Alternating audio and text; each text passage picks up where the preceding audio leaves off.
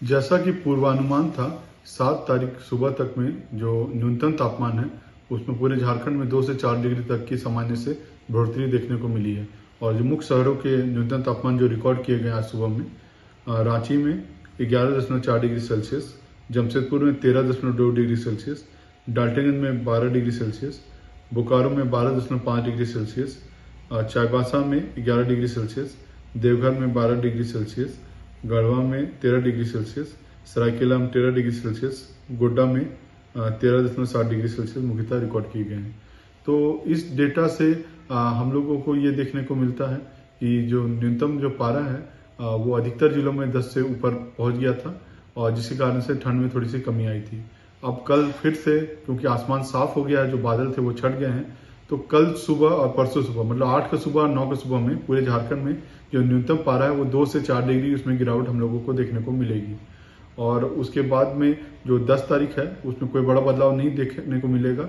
और 11-12 तारीख से जो पश्चिमी विक्षोभ उत्तर पश्चिम भारत में आ रहा है, जिसका असर 10 से 12 तारीख तक उत्तर पश्चिम भारत में देखने को मिलेगा, जिसके कारण बारिश, स्नोफॉल जैसे इवेंट्स उत्तर पश्चिम भारत में देखने को मिलेंगे।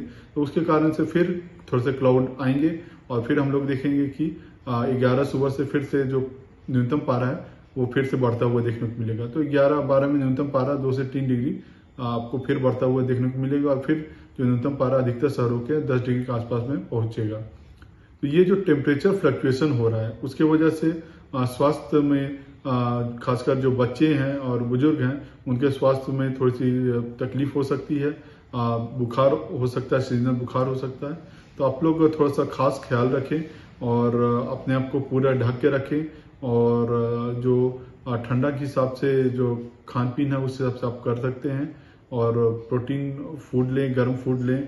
तो इस हिसाब से आप इससे बचने के उपाय आप लोग कर सकते हैं। तो कुल मिला के ये है कि कल सुबह से आपको जो अगले 2 दिन है उसमें ठंडक में थोड़ी सी बढ़ोतरी देखने को मिलेगी। 2 से 4 डिग्री तक आपको पारा गिरता हुआ देखने को मिलेगा।